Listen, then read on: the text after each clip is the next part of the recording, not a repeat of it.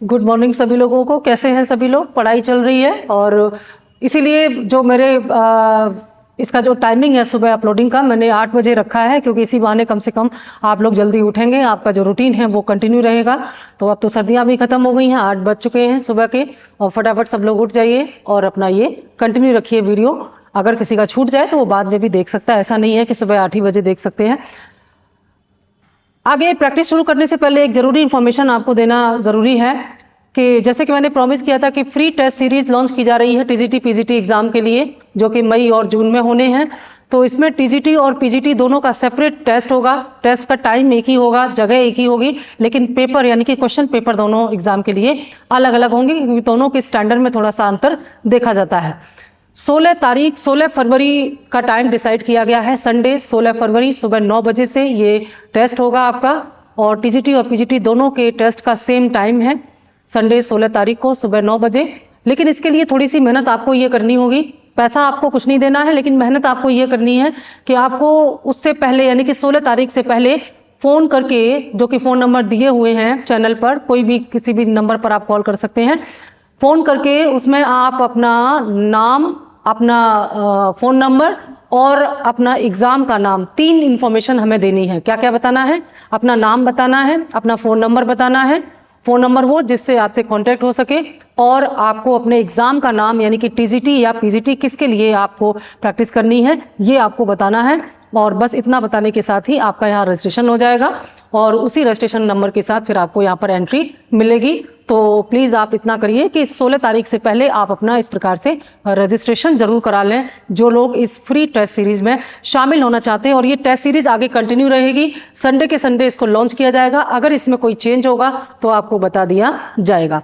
अब चलते हैं हम आज की। और जैसे कि मैंने बताया था कि ये टेस्ट सीरीज केवल ऐसी नहीं है जैसे यहाँ क्लास में, यहाँ पर हम लोग वीडियो के माध्यम से थोड़ा डिटेल्स में होगी। इस टेस्ट सीरीज के माध्यम से हम आपको एग्जाम में कैसे टाइम मैनेज करना चाहिए, एमसीक्यू टाइप के क्वेश्चन को सॉल्व करते समय हमें क्या क्या सावधानियां रखनी चाहिए, हम कैसे इनको अपना कम समय में ज्यादा से ज्यादा क्वेश्चन प्रैक्टिस कर सकते हैं, ये बताया जाएगा।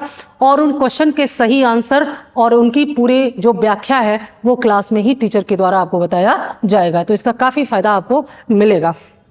चलते हैं आज के प्रैक्टिस सेट नंबर 32 पर। और आज के प्रैक्टिस सेट के क्वेश्चन भी हमारे मुगल काल से हैं, जैसे कि कल 31 का जो क्वेश्चन थे वो भी मुगल काल से ही थे, तो ये कंटिन्यू आगे इसको रखा गया है। पहला क्वेश्चन हमारी स्क्रीन पर है, किस मुगल बादशाह को जिंदा पीर कहा जाता है? जिंदा पीर का मतलब होता है जीवित संत।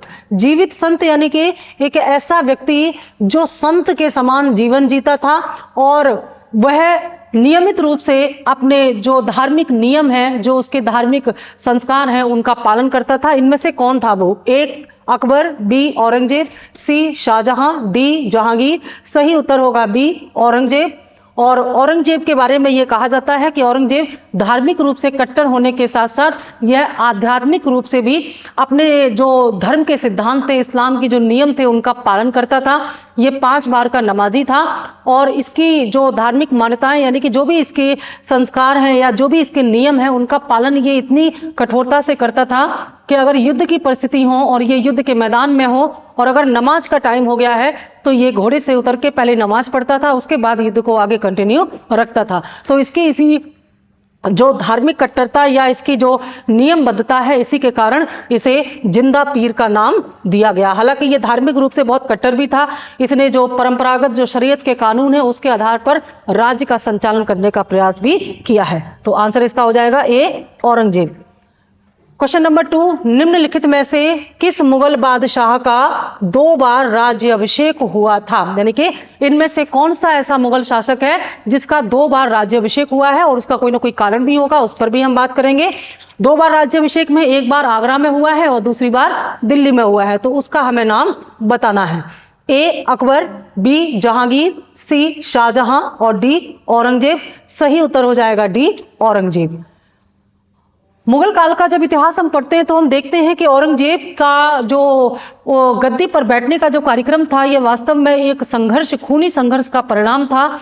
और औरंगजेब ने अपने 4 भाइयों के साथ युद्ध संघर्ष किया, उत्तराधिकार का युद्ध लड़ा। और ये उत्तराधिकार का युद्ध जो है वो औरंगजेब के पिता शाहजहां के जीवन काल में ही लड़ा गया था। शाहजहां के जीवन काल में ही इसके चारों पुत्रों ने परस्पर सत्ता के लिए, गद्दी के लिए आपस में युद्ध किया और औरंगजेब ने अपने पिता शाहजहां को कैद करके जो है आगरा के किले में कैद करके रखवा दिया था। ये पूरी कहानी जब आप मुगल काल पढ़ेंगे तो वहां आपको बताया जाएगा।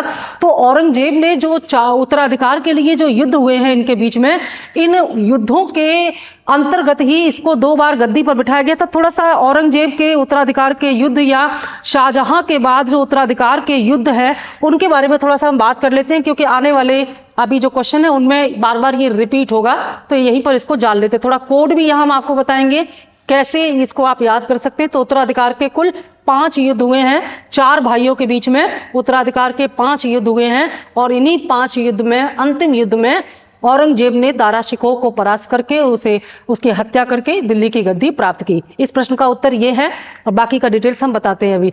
तो पहला युद्ध जो इसमें किया था औरंगजेब ने, जो लड़ा था उत्तराधिकार का जो युद्ध था, वह था बहादुरपुर का युद्ध। कौन सा था?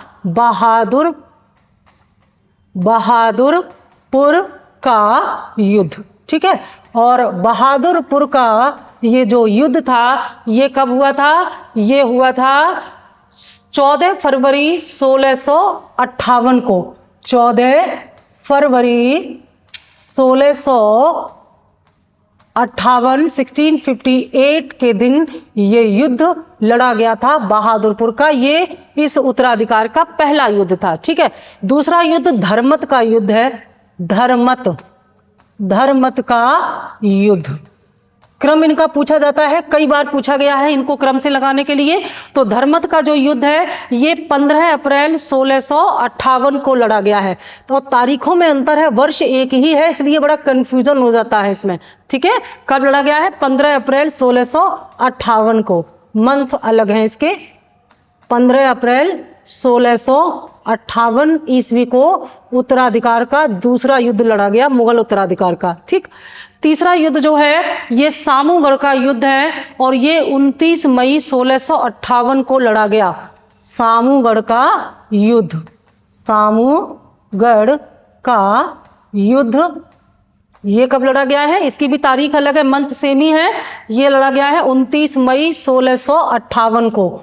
29 मई 1658 ईस्वी को ये उत्तराधिकार का तीसरा युद्ध सामूगढ़ के युद्ध के रूप में लड़ा गया है। चौथा युद्ध जो है खजवा का युद्ध या खजुआ का युद्ध भी इसको कहते हैं। ठीक है। खजवा का युद्ध ये चौथा युद्ध था उत्तराधिकार का, जो औरंगजेब और उसके भाइयों के बीच में हुआ था। और इस खजवा के युद्ध का जो समय है 5 जनवरी 1659 59 5 जनवरी 1659 ईस्वी में 1659 में ये युद्ध लड़ा गया है। और उत्तराधिकार का अंतिम युद्ध जो है बहुत महत्वपूर्ण था, ये देवराई का युद्ध था। देवराई का युद्ध।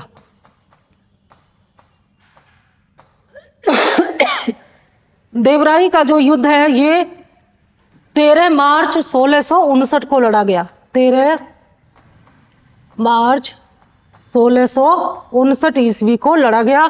ये 5 युद्धों को अगर आप कोड की तरह याद करें तो ज्यादा आसान हो जाएगा। ब ध सा ख दे। ठीक है। आप इसको तब तक नोट करिए, इसका कोड अभी हम आपको याद कराते हैं।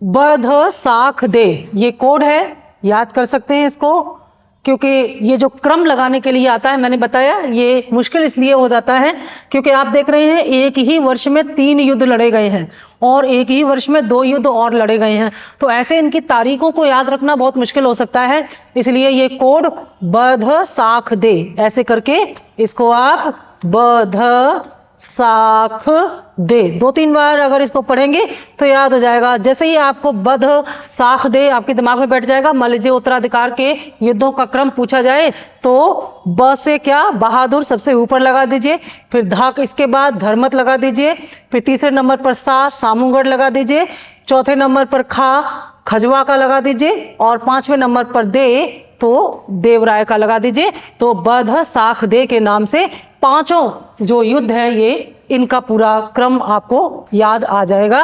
तो ये जो प्रश्न पूछ रहा है कि किस मुगल बादशाह का 2 बार राज्य अभिषेक हुआ, तो इसका सही उत्तर क्या है? सही उत्तर है औरंगजेब। औरंगजेब का ये जो 2 बार राज्य अभिषेक हुआ था, इसमें पहला अभिषेक हुआ था जुलाई 1658 ईस्वी में, आगरा में हुआ था। इसका जुलाई 1658 ईस्वी में आगरा में हुआ। और दूसरा जो इसका राज्याभिषेक हुआ है वो दिल्ली में हुआ है, खजवा एवं देवराई के युद्ध में। ठीक है, देवराई के युद्ध में फाइनली ये फिर दिल्ली की गद्दी पर बैठ गया।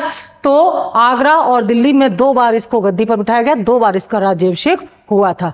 ठीक है, आगे अगला प्रश्न, निम्नलिखित में से कौन सम्राट औरंगजेब की पुत्री थी? इनमें से कौन सा एक नाम है जो औरंगजेब की पुत्री का नाम है? 3 नाम उसकी बहनों के हैं, 1 नाम उसकी पुत्री का है। अगर आपको उसकी बहनों के नाम पता होंगे तो भी आप बता देंगे, पुत्री का नाम होगा तो भी बता देगा।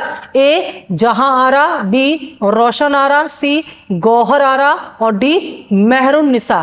तो बताइए फटाफट। अगर औरंगजेब का इतिहास, इसके परिवार को जानते हैं, इन सबके फैमिली को भी पढ़ना पड़ता है हमें, बहन और भाइयों के नाम से भी प्रश्न आ जाते हैं, क्योंकि जब आप सब्जेक्ट में जाते हैं ना तो सब्जेक्ट की डेप्थ कहां तक जाएगी आपको नहीं पता होता, इसीलिए ये सब आपको पढ़ना जरूरी है। तो क्वेश्चन यहां पर जो पूछा गया है, कौन इसकी पुत्री है?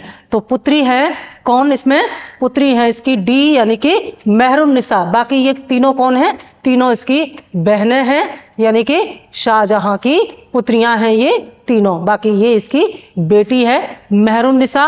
और मेहरुन निसा जो है इसकी पुत्री थी। इसके अलावा इसकी एक पुत्री और भी थी, जेबुन निसा। मेहरुन निसा और जेबुन निसा इसकी पुत्री थी। और इसकी पुत्री, औरंगजेब की पुत्री जेबुन निसा ने जो है दिल्ली में एक लाइब्रेरी खुलवाई थी, पुस्तकालय खुलवाया था, जिसका नाम था बैतुल उलूम। ये प्रश्न एक बार पूछा गया है। बैतुल उलूम पुस्तकालय की स्थापना औरंगजेब की जो पुत्री थी, जिसका नाम था जेबुन निसा, ये एक शायरा थी, शायरी वारी लिखा करती थी, उसने ये स्थापना की थी। और बाकी इसकी जो दूसरी पुत्री है वो ये मेहरुन निसा है। इसकी पुत्रियों के नाम जो हैं, जैसे जेबुन निसा, जुवदत उन निसा, जीनत उन निसा, ये तमाम इसकी पुत्रियों के नाम हैं। आप यहाँ पर ये टिक कर सकते हैं। अगला प्रश्न है, निम्न में से किस बादशाह के शासनकाल में मुगल सेना में सर्वाधिक हिंदू सेनापति थे? इनमें से कौन सा वह मुगल शासक है जिसकी सेना में हिंदू सेनापतियों की संख्या या अनुपात सबसे अधिक था? ए हुमायूं, बी अकबर, सी जहांगीर, डी औरंगजेब। जब इस प्रकार के प्रश्न आते हैं तो अगर आपको नहीं पता है तो आपके दिमाग में जाएगा कि इसका आंसर अकबर होना चाहिए, क्योंकि अकबर धार्मिक रूप से उदार था, लेकिन ये बिल्कुल गलत हो जाता। आपका उत्तर है डी औरंगजेब। देखने में लग रहा है कितना कट्टर है, और इतना कट्टर होने के बावजूद इसके जो सेना है उसमें हिंदू सेनापति इनमें से सबसे ज्यादा थे। और इसके जो हिंदू सेनापतियों का जो अनुपात था वो कितना था? 33.1%। यानी कि इसकी कुल सेना में 33.1% जो सेनापति थे वे क्या थे? 33.1% सेनापति हिंदू थे। ठीक है, हिंदू थे, जिसमें मराठे, राजपूत आदि सभी मिलाकर के आते थे, और बाकियों में यह अनुपात कम था। तो इसका आंसर औरंगजेब हो जाएगा। ठीक है, अगला प्रश्न, औरंगजेब ने दक्षिण में जिन 2 राज्यों को विजय किया था वह कौन से थे? आप जानते हैं कि जब शाहजहां गद्दी पर बैठे थे तो उस समय औरंगजेब को दक्कन का सूबेदार बनाया गया था, गवर्नर बनाया गया था। और दक्कन के गवर्नर या सूबेदार के रूप में औरंगजेब ने दक्षिण भारत में मुगल साम्राज्य का विस्तार किया था। इनमें से 2 बहुत महत्वपूर्ण राज्य हैं जिन पर जो है विजय प्राप्त की थी औरंगजेब ने, उन्हीं का नाम हमें बताना है। ए अहमदनगर एवं बीजापुर, बी बीदर एवं बीजापुर, सी बीजापुर एवं गोलकुंडा और डी गोलकुंडा एवं अहमदनगर। तो बताइए फटाफट कौन इनमें से हो सकते हैं जिन पर औरंगजेब ने दक्षिण भारत में नियंत्रण स्थापित किया और ये मुगल साम्राज्य के दक्षिण विस्तार के लिए बेहद महत्वपूर्ण साबित हुए? अगर आपको पता है तो फटाफट बताइए। आंसर इसका हो जाएगा सी, बीजापुर एवं गोलकुंडा। बीजापुर एवं गोलकुंडा जो है ये दो महत्वपूर्ण राज्य थे दक्षिण के या दक्कन के, जिन पर औरंगजेब ने अधिकार किया था। ठीक है, ये इसका आंसर हुआ। और यहाँ पर जो बीजापुर एवं गोलकुंडा थे, इनकी जो स्थिति थी जब औरंगजेब ने इन पर विजय प्राप्त की, उस समय क्या स्थिति थी इन राज्यों की? देखिए, एक अन्य प्रश्न में तारीख भी पूछ ली गई है। तो 1686 ईस्वी को 1686 ईस्वी में 1686 में बीजापुर को जीत करके मिलाया गया मुगल साम्राज्य में। औरंगजेब ने बीजापुर का विलय कर दिया और बीजापुर का जो अंतिम शासक था, अंतिम सुल्तान था सिकंदर आदिल शाह। जब औरंगजेब ने बीजापुर पर विजय हासिल की और 1686 में इसे मुगल साम्राज्य का हिस्सा बना दिया गया, उस समय बीजापुर का जो शासक था वो कौन था? सुल्तान सिकंदर आदिल शाह। सुल्तान सिकंदर आदिल शाह बीजापुर का शासक था जब बीजापुर को जीत करके मिलाया गया मुगल शासन में। और इस सिकंदर आदिल शाह का क्या हुआ? इसको पहले बंदी बनाकर रखा गया, बाद में इसकी हत्या कर दी गई, तो ये इसका काम समाप्त हो गया यहाँ पर। इसके अलावा जब गोलकुंडा की बात आती है तो गोलकुंडा 1687 में मुगल साम्राज्य में मिलाया गया। और ये कहा जाता है कि गोलकुंडा की विजय बहुत महत्वपूर्ण इसलिए थी, और ये जिस प्रकार से अकबर ने असीरगढ़ के किले के दरवाजे सोने की कुंजियों से खुलवाए थे। कुंजी मतलब चाबी, और सोने की कुंजी का मतलब क्या है? पैसे देकर के, लालच देकर के, वहां का जो स्टाफ था उसको लालच देकर के, उनको घूस देकर के किले के दरवाजे षड्यंत्र के द्वारा अकबर ने असीरगढ़ के किले में विजय हासिल की थी। वैसा ही औरंगजेब ने यहाँ पर जो पैसे का लालच देकर के गोलकुंडा के दरवाजे खोले, या सोने की कुंडी से गोलकुंडा के दरवाजे औरंगजेब ने खोले। तो ये गोलकुंडा और असीरगढ़ की तुलना हम कर सकते हैं। असीरगढ़ अकबर के समय में असीरगढ़ की घटना हुई थी, और गोलकुंडा की विजय जो है ये औरंगजेब के समय पर हुई थी। ठीक है, तो 1686 और 1687 में बीजापुर और गोलकुंडा का मुगल साम्राज्य में विलय किया गया, और इस समय इनको जीतने का श्रेय किसको जाता है? औरंगजेब को जाता है। किस मुगल सेनापति के साथ शिवाजी ने 1665 ईस्वी में पुरंदर की संधि पर हस्ताक्षर किए थे? बहुत महत्वपूर्ण थी ये संधि, क्योंकि शिवाजी के साथ मुगलों ने बहुत संघर्ष किया है। शिवाजी की वजह से मुगलों के हाथ से जो दक्षिण का पूरा सल्तनत था वो इनके हाथ से निकला जा रहा था, और बीजापुर में बार बार यहाँ पर जो एक प्रकार से विद्रोह हो रहा था, या जो बहमनी साम्राज्य था, बहमनी साम्राज्य का विखंडन होने के बाद यहाँ पर जो उनके क्षेत्रीय प्रांतों की स्थापना हुई थी, वे बार बार मुगलों को यहाँ पर चुनौती दे रहे थे दक्षिण भारत में। तो और ऐसे में मराठों का दक्षिण भारत में जो विस्तार था वह मुगलों के लिए और भी ज्यादा कठिन हो गया था। तो शिवाजी के नेतृत्व में मराठों का जो संगठन बना था, हिंदू पादशाही की विचारधारा के आधार पर, यहाँ पर दक्कन में हिंदू फिर से संगठित हो रहे थे और ये मुगलों को सीधे चुनौती दे रहे थे। तो शिवाजी को जीत पाना बहुत बड़ी बात हो गई थी। शिवाजी के लिए तमाम षड्यंत्र किए मुगलों ने, सारे षड्यंत्र इनके फेल होते जा रहे थे एक के बाद एक। तो किस मुगल सेनापति ने शिवाजी को पुरंदर की संधि के लिए रजामंद किया, और किसके साथ ये पुरंदर की संधि हुई, ये आपको बताना है। बहुत महत्वपूर्ण है ये पुरंदर की संधि। ए दिलेर खां, बी जय सिंह, सी जसवंत सिंह और डी शाइस्ता खां। तो सही आंसर होगा बी जय सिंह। ठीक है, जय सिंह उस समय मुगल सेना के सेनापति थे, और इन्हीं के नेतृत्व में शिवाजी के साथ ये पुरंदर की संधि 1665 ईस्वी में हुई थी। इस पुरंदर की संधि की कई शर्तें थी, जिनमें से दो महत्वपूर्ण शर्तें यहां पर हम आपको बता रहे हैं, बाकी शर्तें डिटेल्स में आपको बताई जाएंगी। इस पुरंदर की, हालांकि ये पुरंदर की संधि जो है मुगलों के हित में थी, ध्यान देना। इस पुरंदर की संधि का जो लाभ है वो किसको मिला? मुगलों को मिला। शिवाजी का इसमें बड़ा नुकसान हुआ, और शिवाजी को इस संधि में अपने 23 किले, शिवाजी को अपने 23 किले जो है वो मुगलों को सौंपने पड़े। ठीक है, 23 किले मुगलों को सौंपने पड़े और इसके बदले मुगलों ने शिवाजी का आधिपत्य उस क्षेत्र में मान लिया, यानी कि बीजापुर का वह क्षेत्र जिस पर शिवाजी अपने अधिकार का दावा करते थे, इस बात को मुगलों ने मंजूर कर लिया इस संधि में। लेकिन क्योंकि यह इनके पक्ष में नहीं था, यानी कि ये एक प्रकार से इस संधि के द्वारा मुगलों ने शिवाजी को युद्ध में हराए बिना ही अपने फेवर में कर लिया था, अपनी मुट्ठी में ले लिया था। क्योंकि दक्कन में, बीजापुर और गोलकुंडा में अपने क्षेत्र के विस्तार के लिए मराठों का समर्थन मुगलों के लिए बहुत जरूरी था। तो इसीलिए ये पुरंदर की संधि एक रणनीतिक संधि मानी जाती है। तो शिवाजी को इस संधि के फलस्वरूप अपने 23 बेहद उपजाऊ जो किले थे, जहां का राजस्व बहुत अच्छा आता था, वो देने पड़े। और साथ ही साथ शिवाजी को अपने, पहले तो ये कहा था कि शिवाजी को स्वयं जो है वहां पर जाना होगा, लेकिन शिवाजी ने अपने पुत्र संभाजी को 5000 का मनसब देना स्वीकार किया। यानी कि शिवाजी के जो पुत्र थे संभाजी, उनको 5000 का मनसब मुगल दरबार में दिया जाएगा। इस बात पर भी रजामंदी हुई और शिवाजी ने औरंगजेब के दरबार में जाना कबूल किया कि वहां पर जाकर के बस एक बार हाजिरी दे देना है शिवाजी को। यह शिवाजी की सबसे बड़ी भूल साबित हुई। जब पुरंदर की संधि पर हस्ताक्षर करने के बाद शिवाजी औरंगजेब से मिलने गए, आगरा के जो किले हैं, आगरा में जब मिलने गए तो वहां पर जो है इनको बंदी बना करके रखा गया।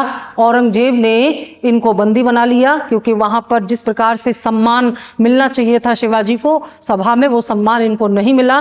तो उनको जो कैद करके वहीं पर रखा गया जयपुर भवन में, आगरा किले के जयपुर भवन में इनको कैद करके शिवाजी को रख लिया गया षड्यंत्र के द्वारा। और शिवाजी बड़ी ही चालाकी से यहाँ पर एक बड़े से टोकरे में जिसमें कचरा वचरा रखा जाता था, उसमें छुप करके पीछे वाले दरवाजे से वहां से निकल के भागे और इन्होंने मराठा शक्ति को पुनः संगठित करने का काम किया। अपने जितने भी इनके किले थे इनको वापस एक के बाद एक प्राप्त किया।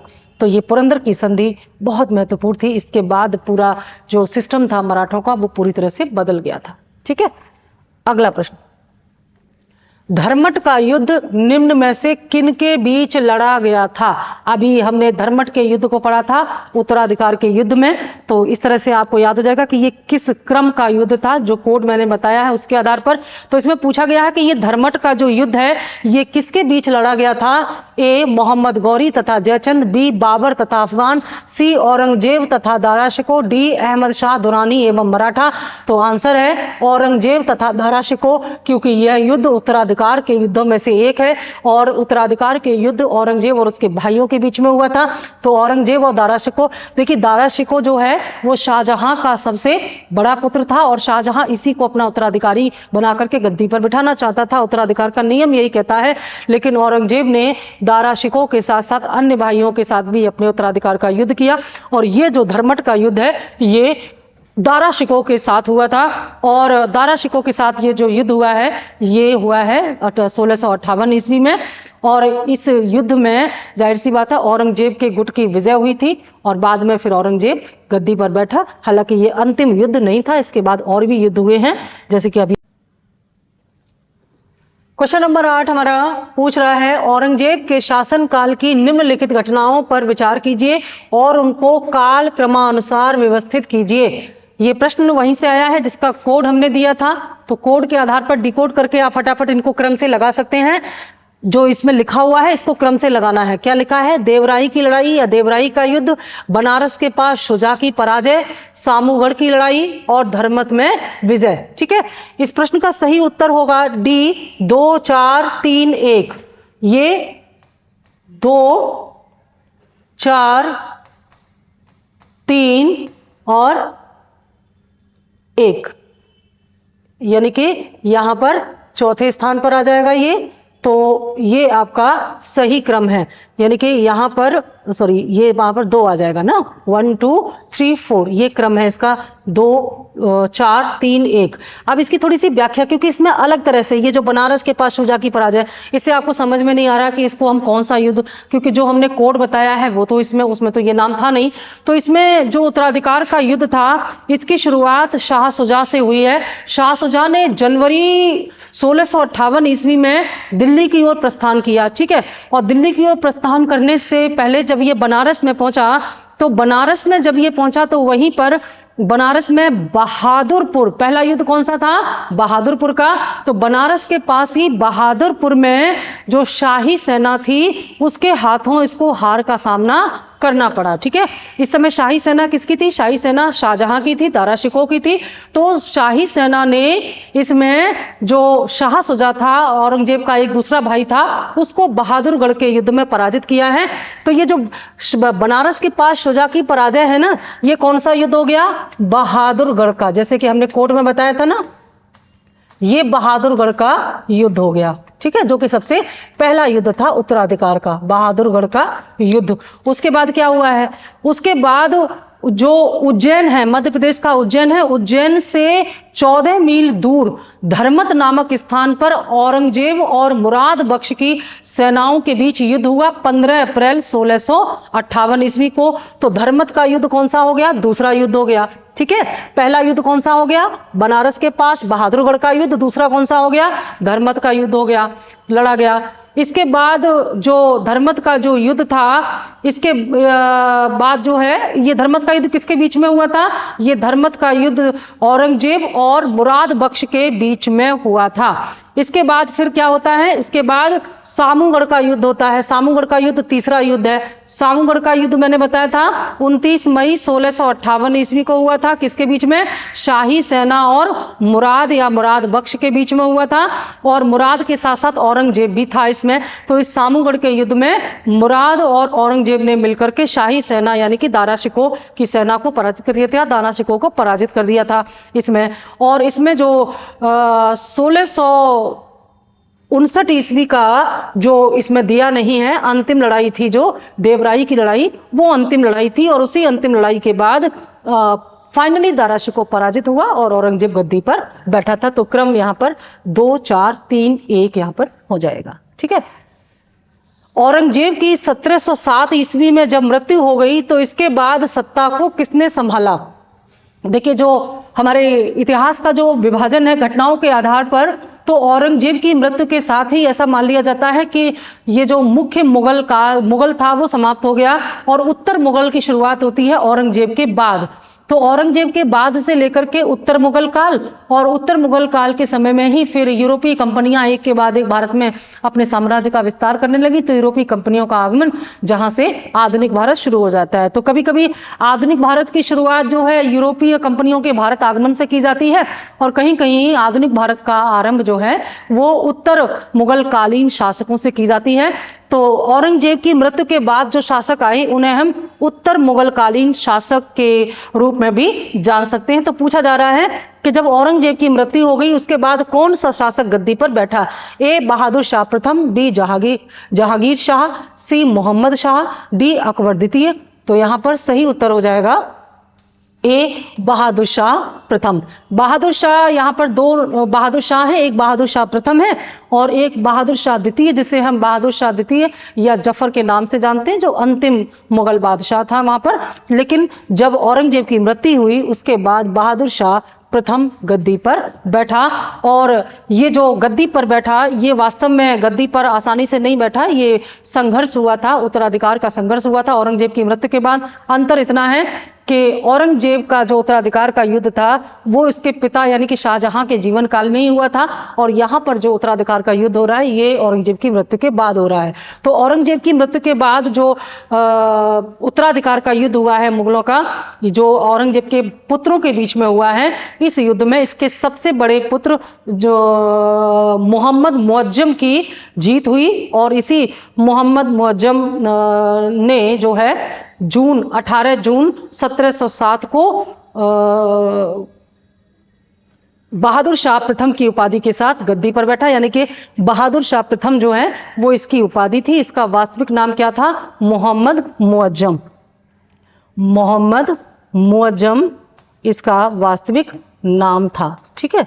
और उपाधि इसने बहादुर शाह प्रथम की ली, जो कि औरंगजेब की मृत्यु के बाद गद्दी पर बैठने वाला पहला शासक था। और इसने जो बहादुर शाह प्रथम ने जो एक बड़ा ही महत्वपूर्ण कार्य किया है वो ये किया है कि इसने शिवाजी का जो पौत्र था, शिवाजी का पौत्र था शाहू या शाहू जी, उसको मुगल कैद से आजाद कर दिया था। औरंगजेब ने इसको मुगल कैद में रखा था शाहू को, और इसको बहादुर शाह प्रथम ने आजाद कर दिया। तो मराठों के साथ, राजपूतों के साथ बहादुर शाह प्रथम ने अच्छे संबंध स्थापित किए थे। ठीक है, अगला प्रश्न है, औरंगजेब के किस पुत्र ने विद्रोह करके राजपूतों के विरुद्ध अपने पिता की स्थिति को दुर्बल कर दिया था? औरंगजेब का कौन सा पुत्र है इनमें से, ये जो औरंगजेब के पुत्र हैं इनमें से कौन सा पुत्र है जिसने अपने पिता के विरुद्ध ही विद्रोह करके राजपूतों के विरुद्ध अपने पिता की स्थिति को कमजोर कर दिया, यानी कि वह जाकर के राजपूतों के पास चला गया समर्थन के लिए, जिससे कि राजपूतों के सामने जो उसकी स्थिति थी मुगलों की वो दुर्बल हो गई। तो कौन है वो, और औरंगजेब का पुत्र है वो? ए आजम, बी अकबर, सी मुअज्जम और डी कामबख्श। तो उत्तर हो जाएगा अकबर। वास्तव में ये अकबर द्वितीय था, दो अकबर थे, एक तो अकबर सब जानते हैं मुगल काल का, ये अकबर द्वितीय था। तो ये औरंगजेब का पुत्र था अकबर द्वितीय। इसने अपने पिता औरंगजेब के विरुद्ध विद्रोह करके राजपूतों के साथ और मराठों के साथ मिलकर के अपने पिता की स्थिति को दुर्बल करने का काम किया था। और उस समय मराठों का स्वतंत्रता संग्राम चल रहा था, या मराठों में उत्तराधिकार की लड़ाई चल रही थी। वहीं पर दुर्गादास राठौर थे, तो दुर्गादास राठौर ने इसकी सहायता की थी अकबर ने, और सिसोदिया राजपूतों ने भी अकबर की सहायता की थी। तो एक प्रकार से मुगलों की फूट का लाभ इनको राजपूतों को मिला या मराठों को मिला होगा। ठीक है, बी इसका आंसर है। अगला है, निम्नलिखित में से किसे मुगल सेना में चिकित्सक नियुक्त किया गया था? यानी कि इनमें से कौन सा एक नाम है जो कि मुगल सेना में चिकित्सक था और एक डॉक्टर के रूप में घायल सैनिकों की सेवा किया करता था? वो कौन है इनमें से? ठीक है, ए बर्नियर, बी करेरी, सी मनुची और डी ट्रेवेनियर। तो इसका सही आंसर होगा ए बर्नियर। बर्नियर कौन था? बर्नियर फ्रांस का यात्री था, फ्रांसीसी था ये। ठीक है, फ्रांसीसी चिकित्सक था, और इसे मुगलों ने अपने लिए अपॉइंट कर रखा था चिकित्सक या डॉक्टर के रूप में। जब ये भारत आया था उस समय शाहजहां अपनी गद्दी पर बैठे हुए थे, लेकिन शाहजहां वास्तव में अंतिम अवस्था में थे, उनके जो स्थिति थी वो अच्छी नहीं थी, वो बीमार चल रहे थे। तो उनके पुत्रों ने, खासतौर से औरंगजेब ने, उनको सत्ता से हटा करके बेदखल किया, और फिर इनके पुत्रों के बीच में जो है उत्तराधिकार का युद्ध हुआ है। तो ये जो बर्नियर है, इस बर्नियर ने 8 वर्ष बिताए मुगल साम्राज्य में, कुल 8 वर्षों तक ये मुगल साम्राज्य में रहा, और इसने अपनी आंखों से ये उत्तराधिकार का युद्ध देखा। यह उत्तराधिकार के युद्ध के साथ साथ शाहजहां की स्थिति, दयनीय स्थिति का भी वर्णन करता है। और इसने एक पुस्तक लिखी है, पूरा यात्रा वृतांत लिखा इसने। क्या यात्रा वृतांत लिखा? उसका नाम था travels in the Mughal empire. ठीक है, ट्रेवल्स इसकी पुस्तक का नाम है, बहुत महत्वपूर्ण है ये, travels in the Mughal empire नाम से इसने अपना यात्रा वृतांत लिखा। किसने?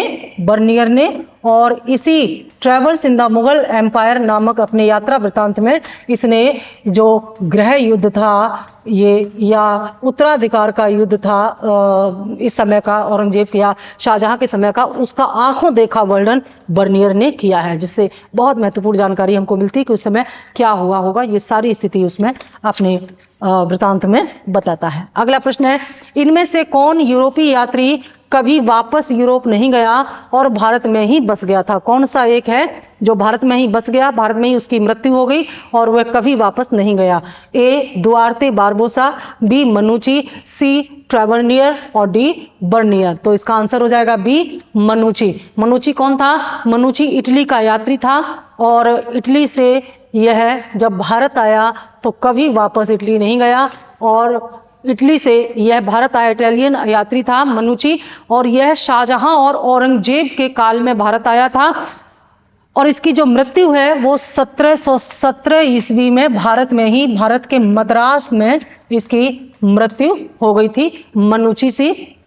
और मनुची को भारत में जो मुगल जब शाही सेना थी दारा शिकोह की, तो दारा शिकोह की सेना में ये जो मनुची है वो तोपची के रूप में काम करता था। यह दारा शिकोह के तोप खाने का तोपची था। ठीक है, तोपची के रूप में इसने मुगलों को अपनी सेवाएं दी थी दारा शिकोह की।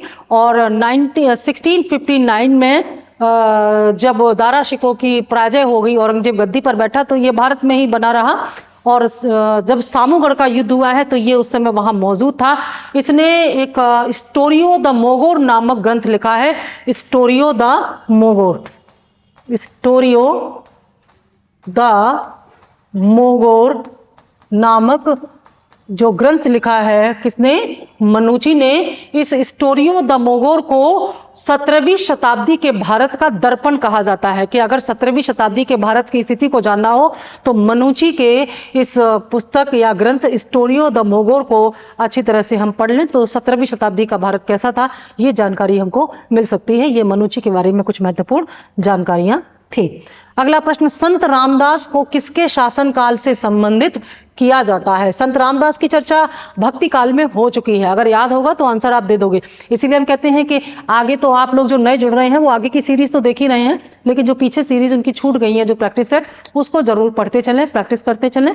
और हम तो कहेंगे कि बार बार उसको प्रैक्टिस करिए, क्योंकि अभी एग्जाम आपका दूर है, तब तक बार बार इसको प्रैक्टिस करिए। जैसे ही हमारे ये सेट कंप्लीट हो जाएंगे फिर कुछ कंटेंट भी इंपॉर्टेंट हम आपके लिए लेकर के आएंगे। ठीक है। संत रामदास को किसके शासनकाल से संबंधित किया जाता है? ए अकबर, बी जहांगीर, सी शाहजहां और डी औरंगजेब। तो औरंगजेब के समय में संत रामदास थे, और संत रामदास के बारे में पीछे बात हो चुकी है। ये शिवाजी के आध्यात्मिक गुरु थे, शिवाजी के आध्यात्मिक गुरु थे, यानी कि शिवाजी इनसे जो है आध्यात्मिक शिक्षा ग्रहण करते थे, आध्यात्मिक गुरु थे। इन्होंने मराठी भाषा में एक बहुत महत्वपूर्ण ग्रंथ लिखा है, दासबोध। ठीक है, दासबोध नामक इन्होंने ग्रंथ लिखा है। और मराठा भक्ति आंदोलन में ये जो है धरकरी संप्रदाय से संबंधित है। मराठा भक्ति आंदोलन दो भागों में था ना, बरकरी और धरकरी। तो जो बरकरी थे वे कृष्ण के उपासक थे या विठोबा के उपासक थे, और जो धरकरी थे वे भगवान श्री राम के उपासक थे। तो रामदास भी राम के उपासक थे। ये महत्वपूर्ण जानकारी इनके बारे में यहाँ पर नोट कर लेंगे हम।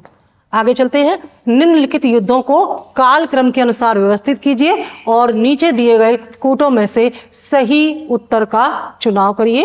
ये युद्ध जो है अलग अलग समय पर हुए हैं। इन युद्धों को आप क्योंकि युद्ध एक ही समय काल से संबंधित नहीं है, अलग अलग काल घटनाओं से ये युद्ध है, इसलिए इनको बैलेंस करने के लिए आपको थोड़ा सा ध्यान लगाना होगा, याद करना होगा कि ये युद्ध कब और किसके वजह से। ये युद्ध बहुत फेमस नहीं था, ये भारतीय इतिहास का सबसे छोटा युद्ध माना गया, तो इसकी चर्चा बहुत कम होती है और ऐसे प्रश्नों को बहुत सावधानी से हल करना होता है। यही आपको स्ट्रेटजी हम बताएंगे जब हमारी टेस्ट सीरीज में, कि ये स्ट्रेटजी कैसी होनी चाहिए, कैसे किस तरह के क्वेश्चन को हम किस प्रकार से टाइम मैनेज करें ताकि हम कम समय में ज्यादा से ज्यादा क्वेश्चन हल कर सकें। तो उसके बारे में हम आपको टेस्ट सीरीज में क्लास में जब आप आएंगे ना ऑफलाइन, तो और डिटेल्स एक तरह से गाइड करेंगे आपके एग्जाम के लिए।